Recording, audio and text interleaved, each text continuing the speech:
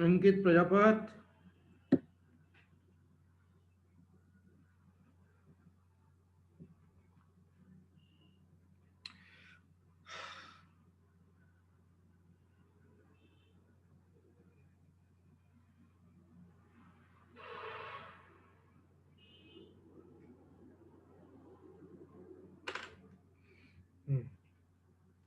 now after 5 minutes I will start the second lecture.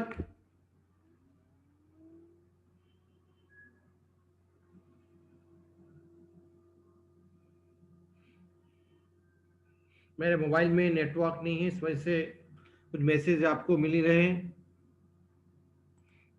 Rupesh Patel,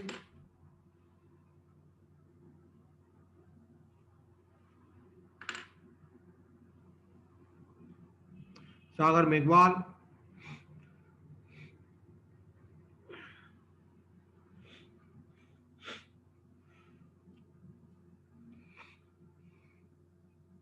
after 5 minutes I will start the session. Once other one join. Sunil, Ramadia,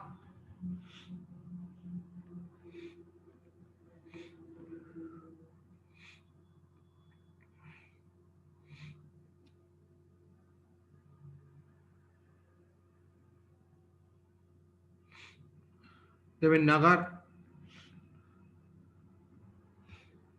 Indrajit Laskar,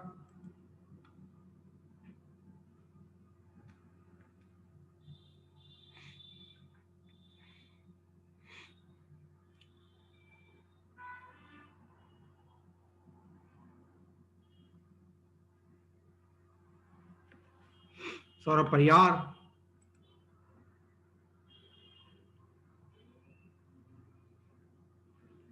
Harsh Chauhan, Vishal Parmar,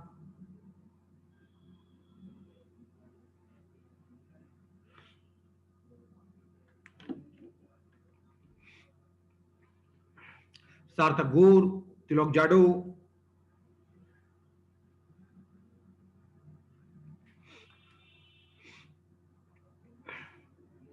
आपका next semester का dates academic calendar में 15, 16, 17 फरवरी है, जिसमें आपका second third unit third fourth unit cover होगा. First second आपका अभी MST 1 में कवर हो गया है, इसलिए आप लोगों को हमें 15 फरवरी तक फोर्थ यूनिट तक कंप्लीट करना है. बहुत लिमिटेड टाइम है सेमेस्टर में.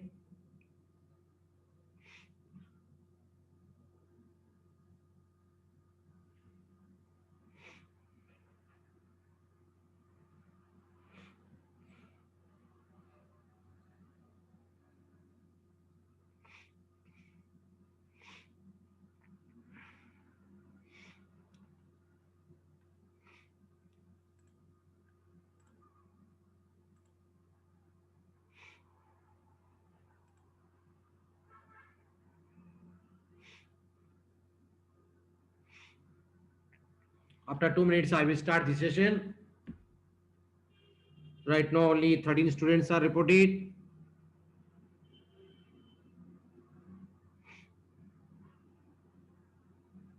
ये आपका क्लास का एक्स्ट्रा अटेंडेंस पुटअप होगा. इस वीक में अंकित चौहान,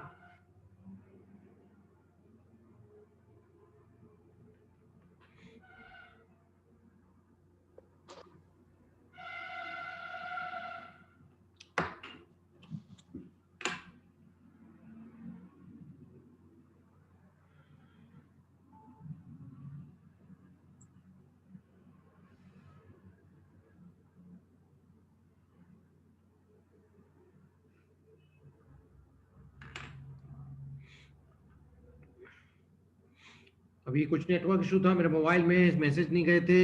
अब आप देखेंगे मेरे मैसेज आ गए होंगे आज मॉर्निंग की.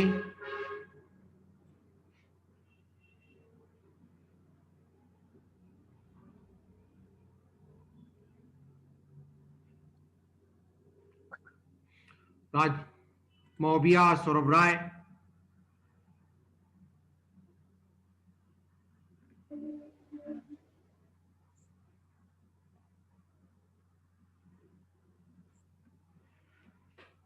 और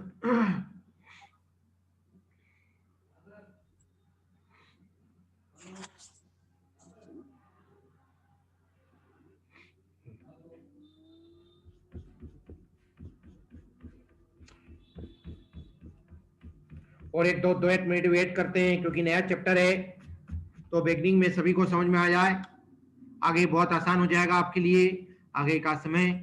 रोल नंबर 33 शिवम गराड़े।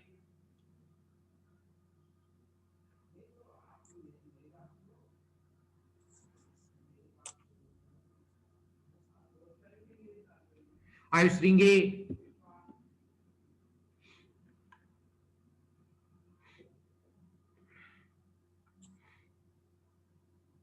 श्याम सिंह सागर।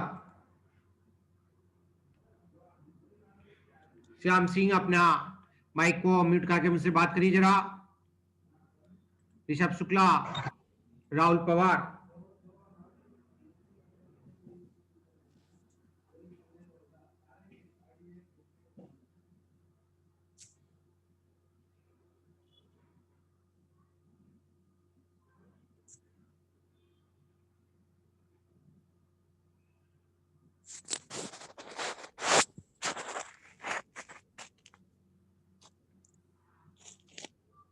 ऋषभ शुक्ला।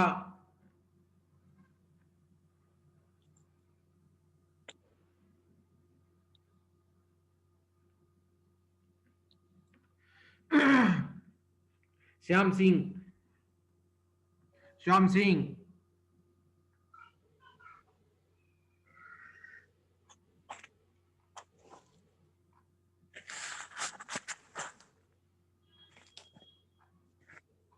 श्याम सिंह सागर।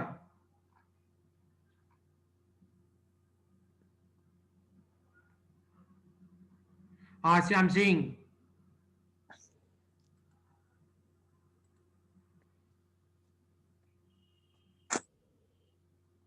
श्याम सिंह सागर रोल नंबर 44। हाँ सर हाँ। क्या बात है, अभी तक तुम क्लासेस में क्यों नहीं आए?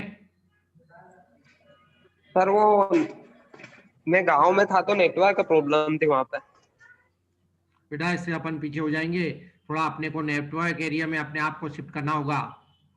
जिस सिम का वहां पर नेटवर्क मिलता है वो सिम खरीदिए और अपने आप को कनेक्ट करिए जल्दी से जल्दी। सर आ गया इंदौर अब तो मैं। अच्छा, तुम्हारे फादर का नाम बताइए, मोबाइल नंबर बताइए, फादर का मोबाइल नंबर बताइए। 95 95 बोलिए। 55 95 16 16 55। 55। हाँ फिर इसके बाद 66 हाँ 66। 66। हाँ 95 87। हाँ हाँ सर। मैं बोल रहा हूँ 95165566। फिर इसके बाद क्या है?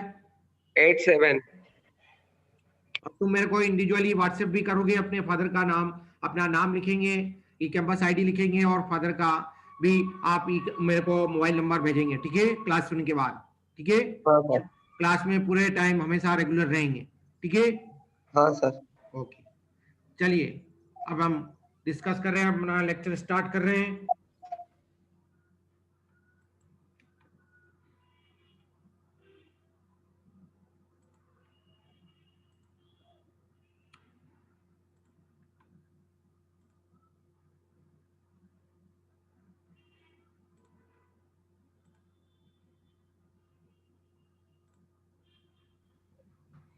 सर पीयूष क्लास ज्वाइन नहीं कर पा रहा है।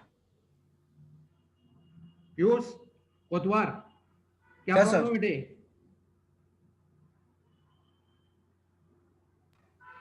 सर शायद वेटिंग रूम में है सर।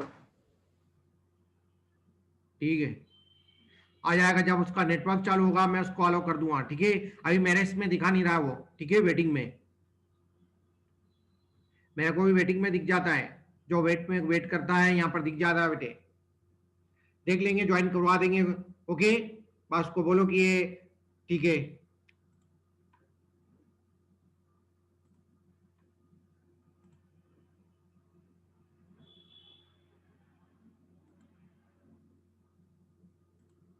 ओके, तो अभी हमने पिछले जो 2 चैप्टर में बात की, डिस्कशन किया, उसमें जो मैथमेटिकल टूल्स सीखा था उसमें वो रिलेटेड था फर्स्ट यूनिट डिफरेंशिएशन से। फर्स्ट यूनिट जो भी थी हमारी वो पूरा कंप्लीटली डिफरेंशिएशन से रिलेटेड थी, ना केवल वन वेरिएबल, इसके साथ में सेवरल वेरिएबल के फंक्शन का, जब हमारे फंक्शन हमारे सामने होता था तो उसका हम लोग डिफरेंशिएशन करना भी हम लोग साथ में सीख गए हैं। फिर इसके बाद हमने दूसरी यूनिट में इसका इनवर्स प्रोसेस सीखा कि कैसे हम वन वेरिएबल के फंक्शन को इंटीग्रेट करते हैं। फिर इसके बाद 2 वेरिएबल को कैसे इंटीग्रेट करते हैं, 3 वेरिएबल को कैसे इंटीग्रेट करते हैं, जिसको अपन मल्टीपल इंटीग्रल बोलते हैं, वो हमने सीखा, उसका एप्लीकेशन सीखा। अब ये जो तीसरा चैप्टर है हमारा, ये भी एक दूसरा इंपॉर्टेंट चैप्टर है जो कि एक सीक्वेंस और सीरीज से रिलेटेड है। इस चैप्टर का नाम मैंने आपको यहाँ पर दे रखा है, जो कि यूनिवर्सिटी ने बताया नहीं है, लेकिन मैं आपको जरूर बता रहा हूँ उसके बारे में। ये चैप्टर जो है इन 2 चीजों से रिलेटेड है। पहली बात है सीक्वेंस और दूसरी चीज है सीरीज। कुछ लोगों ने ये दोनों शब्द ऐसे ही इन जनरल सुने होंगे अपनी स्टडी में। क्या मैं आपसे पूछूं तो ये बोलेंगे आप लोग जो मेरे साथ में फर्स्ट यूनिट से जुड़े हुए हैं, वो जरूर बोलेंगे कि सर सीरीज के बारे में आपने मुझे बताया हुआ है फर्स्ट यूनिट में, और उसकी सीरीज को निकालने की एक जनरल मेथड होती है कि जब हमारे पास एक वेरिएबल का फंक्शन होता है या 2 वेरिएबल का फंक्शन होता है और उसका यदि हमें डिफरेंशिएशन आता है तो हम उस फंक्शन की सीरीज निकाल सकते हैं। सीरीज का मतलब होता है जिसमें ऐसा एक्सप्रेशन जिसमें एक से ज्यादा टर्म्स इन्वॉल्व होती है। An expression which involves more than one terms is called a series. Okay? और फिर उसके बाद हमने टेलर्स का मेथड आपको सिखाया। टेलर्स के ऊपर ही मैक्लोरिन ने काम किया था, जिसको अपन मैक्लोरिन सीरीज बोलते हैं। ठीक है, तो यहाँ हम लोग सीरीज को डेवलप करने के लिए नहीं बैठे हैं। हमें इस यूनिट में सिर्फ का डेवलपमेंट नहीं सीखना है, क्योंकि हम वो डेवलपमेंट फर्स्ट यूनिट में सीख चुके हैं। यहाँ हमें उसका और कुछ स्टडी करना है, और कुछ टॉपिक्स का मतलब है हमें उसका कन्वर्जेंस टेस्ट करना है। ना केवल कन्वर्जेंस, उसका हम डाइवर्जेंस भी सीखेंगे। वो कैसे एक वैल्यू की तरफ कन्वर्स होती है, वो एक कैसे एक वैल्यू की तरफ डाइवर्ट होती है, ये दोनों चीजें हमें यहाँ पर इस चैप्टर के थ्रू सीखना है। ये पूरा एक नया टूल है। ठीक है, ये पूरी की पूरी एक नई बात है जो आपकी इस सेमेस्टर से जुड़ रही है थ्रू मैथमेटिक्स में यूनिट 3 के फॉर्म में। तो आप ये पूछेंगे सर ठीक है, ये बात तो हमें क्लियर हुई, यहाँ आपने एक शब्द और लिख रखा है, जो मैं बोल रहा हूँ वही यहाँ पर आपके सामने मैं लेजर पॉइंटर को मूव कर रहा हूं, तो सीक्वेंस नाम का भी एक शब्द आपके सामने यहाँ दिख रहा है। तो आप यदि प्रैक्टिकली देखेंगे, बेसिकली आप यदि इस बात को समझेंगे सीरीज को, तो जो सीरीज का ओरिजिन होता है ना, वो ओरिजिन जो है एक सीक्वेंस है। सीक्वेंस से ही ओरिजिन का निर्माण हुआ है। ओरिजिनली सीरीज का जो निर्माण हुआ है वो सीक्वेंस है। मतलब जो सीरीज का कंसेप्ट डेवलप हुआ है वो सीक्वेंस से ही डेवलप हुआ है। तो इसलिए मैं आपको यहाँ पर पहले सीक्वेंस की तरफ आगे बढ़ रहा हूं, सीक्वेंस की तरफ ले जा रहा हूं, और फिर उसके बाद में सीरीज की तरफ आपको ले जाऊंगा। और फिर इसके बाद एक और स्पेसिफिक टाइप की सीरीज हम लोग इस चैप्टर में सीखेंगे, उसको निकालने की मेथड को सीखेंगे। जब आपका फंक्शन डिसकंटिन्यूअस होता है तो आप उसका सीरीज एक्सपांशन टेलर से निकाल नहीं सकते, उसके लिए आप वो मेथड फेल हो जाती है। तो उसके लिए एक फोरियर नाम का एक फेमस साइंटिस्ट हुआ जिसने एक फोरियर सीरीज दी। ऐसे फंक्शन को जो कि कंटिन्यूअस हो या डिसकंटिन्यूअस हो, दोनों केस में हम उसका एक्सपांशन निकाल सकते हैं, उसकी सीरीज निकाल सकते हैं। एक्सपांशन सिंपल शब्द है और सीरीज एक एडवांस शब्द है। ओके, और इन दोनों का जो ओरिजिन है वो सीक्वेंस है। अब आप ये बोलेंगे सर बहुत सारी बातें मैंने आपको शुरुआत में ही क्यों बता दी, ताकि आपको इसका उद्देश्य समझ में आए। हमें in being as a engineer, हम इंजीनियर बनने जा रहे हैं, 4 साल के बाद सॉलिड बन जाएंगे, कंप्लीटली बन जाएंगे। जब आप हमारी सभी लोगों की, सारे टीचर्स की रेगुलर बेसिस पे बातें सीखते जाओगे तो आप एक बहुत अच्छे इंजीनियर, मैकेनिकल इंजीनियर कहलाओगे। तो हमें ये बात को वहां पे याद रखना होगी, वहां पे याद आएगी आपको, ये बात सारी काम आएगी आगे भविष्य में। तो मैं आपको बोल रहा था सीक्वेंस, ये इसलिए इस यूनिट का मैं आपके सामने इंपॉर्टेंस सबसे शुरुआत में मैं बताता हूँ। इसके पहले भी दोनों यूनिट में बताया और फिर आगे भी आपको मैं जब चौथा चैप्टर लूंगा जो कि वो भी एक अप्लाइड टॉपिक से है, जो भी आपको system, linear system, system analysis में यूज होगा, वो नॉलेज का यूज जो है सिस्टम एनालिसिस में होगा, जो आपके लिए 4th यूनिट सिलेबस में यूनिवर्सिटी ने रखा है। और इसके बाद फिर हम लास्ट यूनिट जो है 5th यूनिट हमारी है, वो है मैट्रिक्स अलजेब्रा की, एडवांस मैट्रिक्स अलजेब्रा। जो मैट्रिक्स अलजेब्रा जो आपने एलिमेंट्री पढ़ा है स्कूल लेवल पर, उसकी कुछ हम लोग एडवांस टेक्निक्स भी सिखाएंगे, जिस पर चैप्टर आपका 5th है। ओके, तो अभी हमारे 3 चैप्टर और बचे हैं पूरे कोर्स में। चलिए, टाइम बहुत लिमिटेड बचा है। ओके, चलिए आप मेरे साथ जुड़े रहेंगे तो आपको टारगेट पूरा करा दूंगा। यदि आप डिस्कनेक्ट होंगे तो टारगेट आपका खुद का अपने हाथ से पीछे हटेंगे। ओके, तो आप पीछे रह जाएंगे। तो इसलिए अपने को पीछे नहीं हटना है, घबराना नहीं है, डरना नहीं है। बहुत धीरे धीरे समझा दूंगा आपको सारी चीजें। देखो भाई, सबसे इसलिए मैंने क्या किया है, इस यूनिट को 3 पार्ट में आपके लिए ब्रेक कर दिया है। पहला पार्ट है सीक्वेंस का, दूसरा पार्ट है सीरीज का, और फिर तीसरा पार्ट आएगा फोरियर सीरीज का। ओके, तो सबसे पहले हम इसको, इसके बारे में, सीक्वेंस को के बारे में हम सिंबल के फॉर्म में समझेंगे, और फिर इसके बाद इसकी एक जनरल डेफिनेशन, एक जो जनरल टूल होता है उससे इसका मीनिंग समझेंगे। सीक्वेंस है इसलिए मैं फर्स्ट लेटर इसका यहां पर यूज करूंगा। If for every positive integers और नेचुरल नंबर्स, देखिए पॉजिटिव इंटीजर बोला है, इसका मतलब नेचुरल नंबर ही होता है। इसमें किसी को कोई शक है?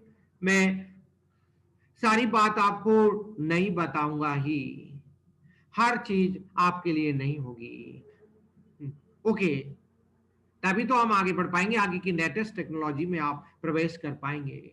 So if for every positive integer, positive integers का मतलब नेचुरल नंबर्स ही होता है। ओके, ये कई लोगों के दिमाग में इसके बारे में कंफ्यूजन होगा, तो कंफ्यूजन को दूर कर रहा हूं मैं यहाँ पर।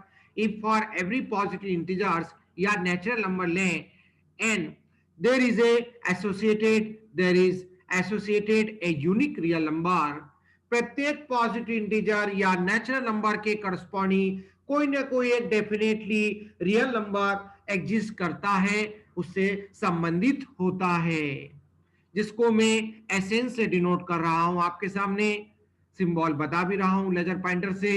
Then the order set of numbers, और इन नंबर्स को यदि हम इस तरह से एक्सप्रेस करते हैं, जिस ये जो एक्सप्रेशन होता है इसको कहा जाता है, एक्चुअली यहां पर हम लोग सेट थ्योरी को भी यूज करेंगे। सेट थ्योरी भी आपने 11th क्लास से पढ़ी है, वो बेसिक नॉलेज सेट थ्योरी का भी यहाँ पर यूज होगा इस चैप्टर में।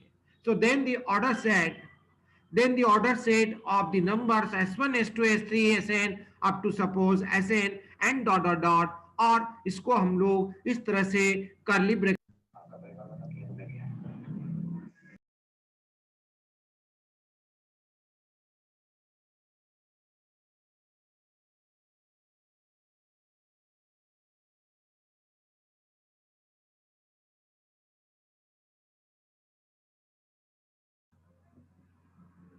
सर हाँ जी, वॉइस क्लियर? नेट के कारण आज कुछ अभी एकदम अचानक नेट में डिस्कनेक्ट हो गया है, इसलिए बाहर होना पड़ा हमें।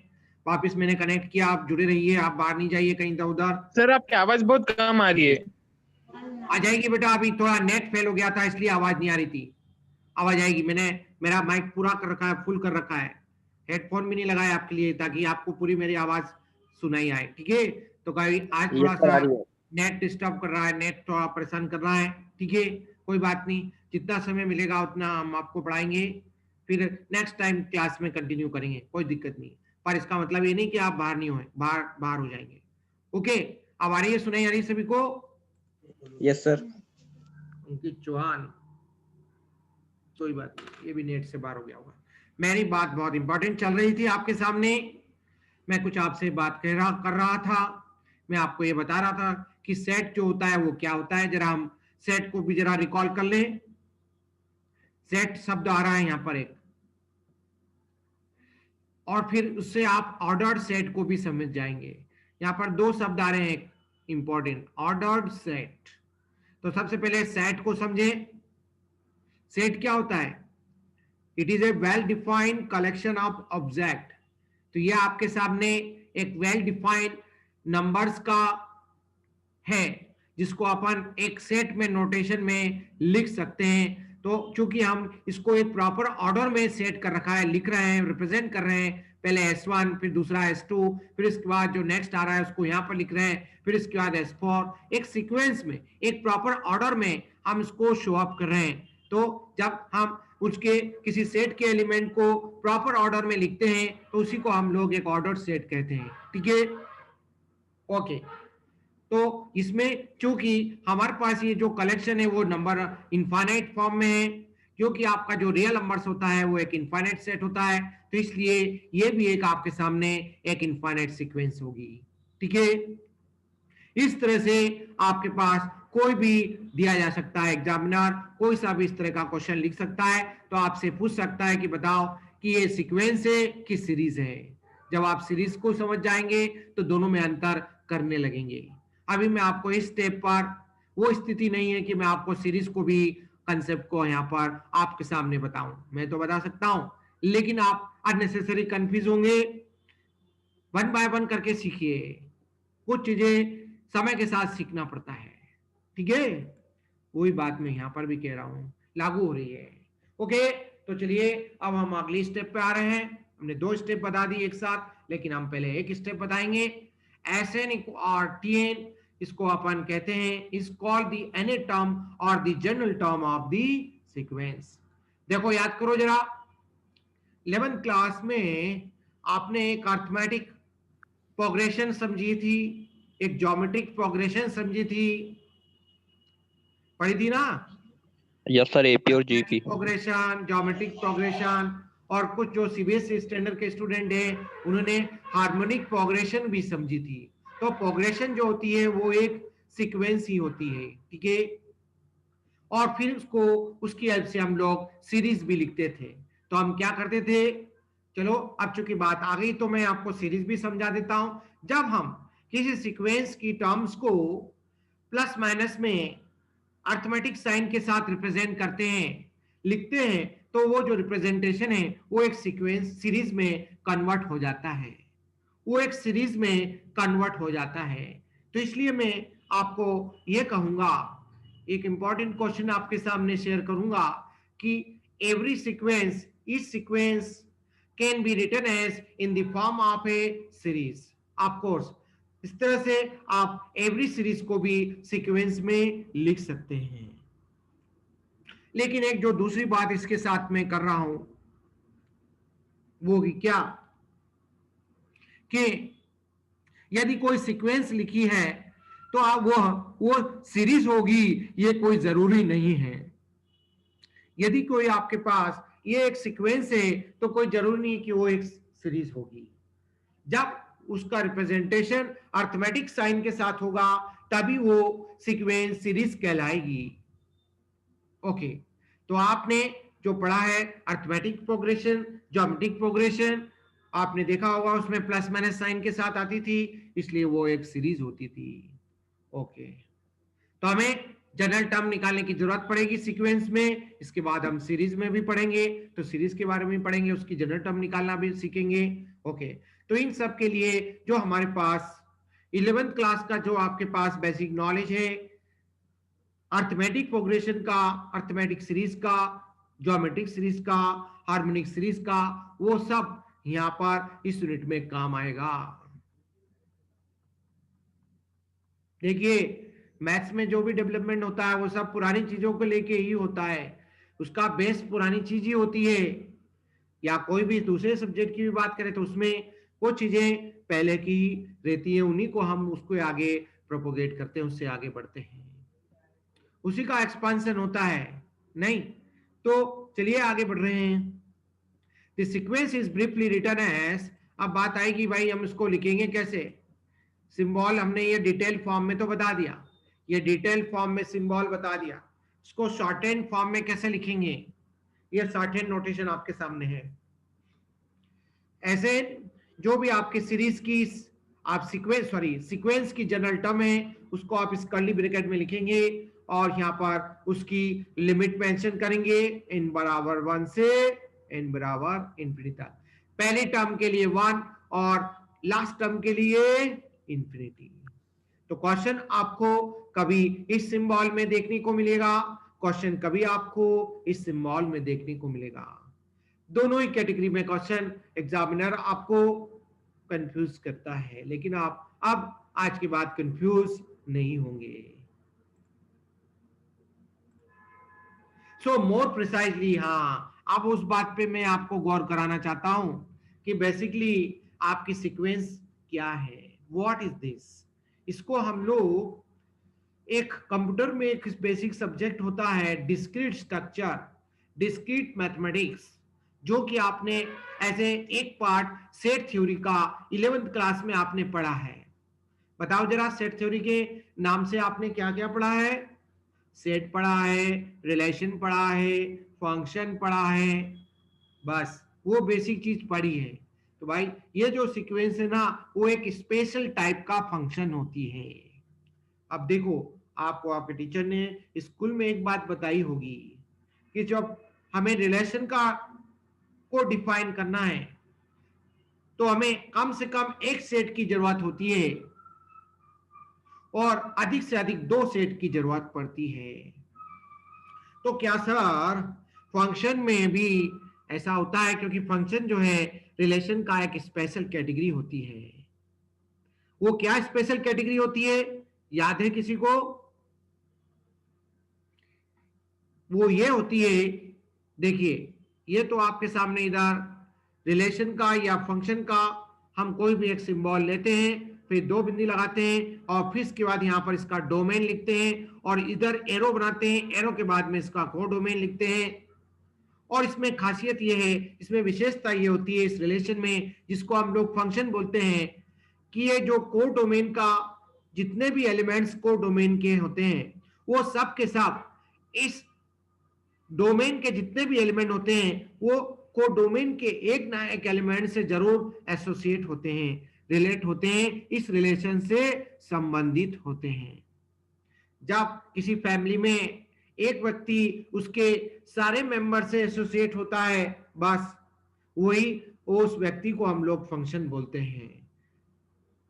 टेक्निकल भाषा में इसको ट्रांसफॉर्मेशन कहते हैं और गणित की भाषा में इसको फंक्शन बोलते हैं और सेट थ्योरी में इसको रिलेशन बोलते हैं।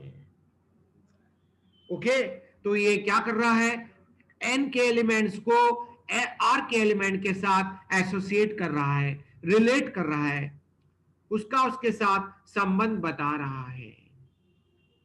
तो जब भी इस तरह का एसोसिएशन होगा तब उस एसोसिएशन का नाम एक फंक्शन होगा, उसको हम एक फंक्शन बोलेंगे। तो भाई क्या ये फंक्शन इसी तरह का ही सीक्वेंस की कंडीशन होगी? हाँ मैं आपको बोलूंगा। अब आपको मैं स्पेसिफाई करूंगा कि जब भी आपको सीक्वेंस को डिफाइन करना है तब आप लोग उस फंक्शन का जो डोमेन है, जहां पर मेरा लेजर पॉइंटर है ये डोमेन है बेटा, ये कहलाता है कोडोमेन। डोमेन आपको नेचुरल नंबर्स लेना ही होगा, सेट ऑफ नेचुरल नंबर लेना ही होगा और उसका कोडोमेन जो है सेट ऑफ रियल नंबर्स लेना होगा। उसका जो कोडोमेन होता है वो set of all real numbers होता है। वही मैंने यहाँ पर आपके सामने नेक्स्ट स्लाइड में इसी स्लाइड में आपको बता रखा है, where n is the set of natural number से r is the set of all real numbers. तो इस तरह का जो एसोसिएशन होगा उसको हम लोग सीक्वेंस बोलते हैं। अब हम इसके कॉन्वर्जेंस के बारे में समझेंगे। तो कॉन्वर्जेंस को यदि हमें समझना है कि ये जो इसकी वैल्यू है किस पॉइंट की तरफ डाइवर्ट हो रही है या कन्वर्स हो रही है, जा रही है, अप्रोच हो रही है। ये सारी रेस, जैसे आप लोग साइंस में बोलते हैं कि आपने देखा सूर्य की किरणें और उसके किरणों, कहीं ना कहीं आप बीच में आप लोग अपने घर में एक मिरर या लेंस रखते हैं तो आप देखते हैं वो कोई ना कोई एक पॉइंट की तरफ कन्वर्स होती है, डाइवर्ट होती है। वही बात यहाँ पर भी हमारे इसमें लागू हो रही है। वो हमें पॉइंट निकालना है और उसका ये भी देखना है कि टेस्ट भी करना है कि भाई कन्वर्स हो रही है कि नहीं हो रही है, कन्वर्स हो रही है कि डाइवर्स हो रही है। वही हम लोग नेक्स्ट स्लाइड में आपको समझाने जा रहे हैं। तब जाके आपका यह पहला टॉपिक इस यूनिट का पहला पार्ट कंप्लीट हो जाता है। फिर हम दूसरे पार्ट को लेंगे जो कि एक सीरीज का है। ले लिया सभी ने स्क्रीनशॉट इसका? जो नोट कर रहे हो नोट कर लिया? Yes sir.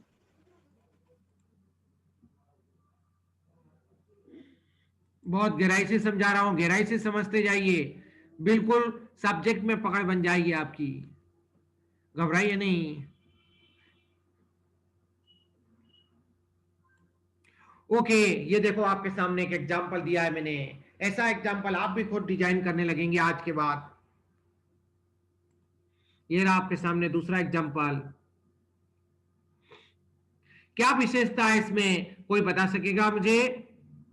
अरे इसमें क्या विशेषता, क्या गुण आपको दिख रहे हैं? सर इसमें जो 2 का इंटू हो रहा है। हाँ, 2 की पावर में इसकी टर्म्स आ रही है। और यहाँ पर दूसरे एग्जांपल में क्या विशेषता दिख रही है आपको? ये -1 के मल्टीपल में है टर्म्स, माइनस है ना? जैसे यहाँ पर आपने बोला बेटे 2 के मल्टीपल में है टर्म्स, यहाँ पर -1 के मल्टीपल्स में है। यहाँ पे माइनस का इंटू हो रहा है। हाँ, तो पहले टर्म के लिए आपको n की वैल्यू क्या रखना होगी बेटे? 1। सॉरी, पहले टर्म के लिए n की वैल्यू क्या रखना होगी आपको? 2। -1 की पावर 2 लोगे तभी तो बनाएगा पहली टर्म, आएगा ना? Yes sir. मैं आगे की भी कुछ बात सिखाना चाहता हूं, इसलिए मैं इस पॉइंट पर रुका हूं। इसका यही राज है बताने का। हाँ देखो, अब दूसरी टर्म को लिखने के लिए क्या करना होगा आपको? n की क्या वैल्यू दें कि दूसरी टर्म मिल जाए? कोई भी बता सकता है? 3 सर 3। बहुत बढ़िया, क्योंकि -1 का 3 बार जब गुणा करेंगे तो -1 ही आएगा, है ना? बहुत बढ़िया, बड़े चले आगे। ये देखिए, ये एक दूसरा सीक्वेंस आपके सामने है, एंड सॉन्ग। इस तरह से आप बहुत सारे सीक्वेंस लिख सकते हैं। आपको मैंने एक तरकीब सिखा दी है। ओके, इफ द डोमेन, फिर हम कुछ और बात करें इसके बाद। If the domain of a sequence is a finite set, ध्यान देना बात को, क्या कह रहा हूं? If the domain of a sequence is a finite set. सभी लोग एक बात तो जानते हैं ना, फाइनाइट सेट क्या होता है और इनफाइनाइट सेट क्या होता है? अरे फाइनाइट कलेक्शन, 2 कैटेगरी के कलेक्शन होते हैं आपके पास, एक फाइनाइट कलेक्शन होता है और एक इनफाइनाइट कलेक्शन होता है। फाइनाइट को रीड कर सकते हैं, इनफाइनाइट को नहीं कर सकते। फाइनाइट मतलब जो काउंटेबल हो। हाँ सर, वही। को यदि हम अच्छे से कहें तो ऐसा बोलते हैं कि जो काउंटेबल होता है उसको अपन फाइनाइट बोल देते हैं, जो अनकाउंटेबल है क्योंकि उसकी बाकी टर्म्स भी इनफाइनाइट की तरफ जाती है, अनकाउंटेबल, उसको अपन इनफाइनाइट बोलते हैं। बहुत बढ़िया। तो ये आपके सामने क्या बोलना जा रहा हूं मैं आपके सामने, if the domain of a sequence is a finite set of positive integers और natural numbers, then the sequence is called a finite sequence. इस तरह के छोटे मोटे क्वेश्चन आपको कंपनी का सुपरवाइजर जरूर करता है। मैथ्स का आदमी क्वेश्चन नहीं पूछेगा तो दूसरे टीचर साहब से ऐसे क्वेश्चन करेंगे डेफिनेटली, यदि उनके माइंड में मैथमेटिक्स है तो। ठीक है, ओके, नहीं तो मैं तो करूंगा इसी क्वेश्चन। ओके, अगले पैराग्राफ की तरफ आगे बढ़ रहे हैं, नेक्स्ट टूल की तरफ आगे बढ़ रहे हैं। देखिए जनाब, हमें कॉन्वर्जेंस को, डाइवर्जेंस को इसका सीखना है, तो उसके पहले हमें सीक्वेंस की जनरल टर्म लिखना आ गई, हमें उसका लिमिट निकालते आना चाहिए। तो हम सबसे पहले लिमिट का बेसिक कंसेप्ट क्या होता है उसको हम आपको सामने यहाँ पर रिकॉल करने जा रहे हैं। आपने लिमिट निकालने की बहुत मेथड सीखी है, कौन सी क्लास में सीखी है जरा पूछूं तो कोई बता सकेगा? लिमिट निकालने के क्वेश्चन आपने कहां से सीखे हैं? 11th से 11 से, बिल्कुल सही। और डिफरेंशिएशन इंटीग्रेशन को किस क्लास से सीखा है? 12th से 11th से सर, 10th से भी है। हाँ? 11th 11th से 11th 11 से बेटा डिफरेंशिएशन इंटीग्रेशन को सीखा तुमने, और उसके पहले डिफरेंशिएशन इंटीग्रेशन के लिए जो बेसिक चीज रिक्वायर्ड होती है वो 11th क्लास होती है, तो 11th के मैथ्स में कुछ बातें सीखी। ओके, चलिए एक्चुअली जो लिमिट होती है उसकी क्या एग्जैक्ट डेफिनेशन है वो हम आपको यहाँ पर बताने जा रहे हैं। बुक की भाषा में, बुक इस लैंग्वेज क्या होती है, मैं इसको स्लाइड कर दोगे स्क्रीनशॉट लेने के डिफाइन लिए। करते हैं इस टर्म को, वो आपको बता रहे हैं। हालांकि ये कॉन्सेप्ट आपसे यहाँ पर सब्जेक्टिव क्वेश्चन में पूछा नहीं जाता है, लेकिन अपने को मालूम होना चाहिए, ठीक है? Okay, let Sn of n equal to 1 to infinity be the sequence of real numbers. A real number L is said to be the limit of the sequence. कब ये उसकी लिमिट कहलाएगी? If for every given epsilon greater than 0 there exists a positive integer and 0 depending on epsilon such that the absolute value of the difference of these two quantity Sn and a term of the sequence, Sn क्या होती है? Sn क्या होती है? n term of the sequence, आपको बताया पिछली slide में। तो Sn माइनस L, इन दोनों का आपने डिफरेंस निकाला और इसकी जो वैल्यू आई, एब्सोल्यूट वैल्यू आई, यदि ये वैल्यू इस क्वांटिटी से छोटी रहती है for all n greater than और equal to n0, symbolically we write as limit of Sn n tends to infinity equal to L or Sn tends to L as n tends to infinity। ये इसका limit of sequence का basic concept होता है, जो आपने अभी तक इस तरीके से इसको देखा ही नहीं है, पहली बार देख रहे हैं इसलिए अचंभा लग रहा है, कोई बात नहीं, आप इसको दिमाग में उतारना होगा आपको, ठीक है? तो ये आप इसके भी हैबिचुअल हो जाएंगे, जैसे कि मैं हैबिचुअल हो गया हूं। If for every given epsilon greater than 0, Greek letter epsilon लिया है, इसको एप्सिलॉन बोलते हैं, जैसे डेल्टा होता है कि नहीं ग्रीक लेटर, उसी तरह से एप्सिलॉन भी होता है। ऐसे आप बहुत सारे सिंबल से समय के साथ एक्वेंट होंगे। Then there exist a positive integer, ये तो आपके पास अल्फाबेट का ही है, जिसमें सफिक्स में मैंने n0 लिया है। Depending on epsilon such that mod of this is less than epsilon for all n greater than और 0, जिसको लिमिट ऑफ द सीक्वेंस को हम लोग सिंबल में, मैथमेटिकल सिंबल में इस तरह से डिनोट करते हैं। अब हम इसके बेसिस से इसकी कंडीशन हम सीख जाएंगे, convergence and divergence of sequence को बहुत आसानी से अब आप लोग समझ जाएंगे। ओके गाइस, कठिन नहीं है चैप्टर, जस्ट नया है, आप समय के साथ मेरे साथ साथ सीखते जाइए, आसान होता जाएगा। A sequence Sn is a convergent, किसी सीक्वेंस को हम कन्वर्जेंट कब कहेंगे? यदि हमने उसका एन टर्म का लिमिट निकाला और वो एक क्वांटिटी आती है, एग्जिस्ट करती है, जो कि ना तो प्लस इंफिनिटी है या माइनस इंफिनिटी भी नहीं है, ना तो प्लस इंफिनिटी में आए ना ही माइनस इंफिनिटी में, यदि इसका लिमिट आता है, कोई भी एक फाइनाइट क्वांटिटी आती है, तब वो सीक्वेंस जो है आपकी कन्वर्जेंस होती है। कन्वर्ज होगी किस पॉइंट की तरफ? एल की तरफ, इस बिंदु की तरफ, इस वैल्यू की तरफ कन्वर्ज होगी, otherwise the sequence is called divergent. तो कब डाइवर्जेंट होगी, इस बात को भी यहां पर मैंने क्लियर किया है कि जब हमने उस सीक्वेंस को लिया और उसकी एन टर्म निकाली, लिमिट निकाली, और वो यदि प्लस इंफिनिटी या माइनस इंफिनिटी आती है, तो इसका मतलब वो आपकी सीक्वेंस डाइवर्जेंट हो जाती है। 1 मिनट का और टाइम बचा है, आज हम यही टूल इतना ही सीखेंगे कि नेक्स्ट टाइम की क्लास में हम इस पर क्वेश्चन से ये सारी बातें मैं रिकॉल कर दूंगा आपको मैं, और फिर एक नई डायरेक्शन में ले जाऊंगा, आपको सीरीज की तरफ ले जाऊंगा। Okay sir. हाँ बोलिए, कहिए। सर कॉलेज कब से ओपन हो रहे हैं? कॉलेज का अभी प्लानिंग चल रहा है, 1 फरवरी से चालू होने वाला है। ठीक है। 1 फरवरी से। हाँ, अभी हम लोग आपको 1 बाय 1 करके अभी आपसे गूगल फॉर्म भी भरवाया है। जिन लोगों का एमएसटी मार्क्स आए हैं और 0 हैं, बिलो 50% एमएसटी के मार्क्स किसी भी सब्जेक्ट में हैं, या अटेंडेंस भी आपकी उसके साथ में 0 है, एब्सेंट है, हम आप लोगों के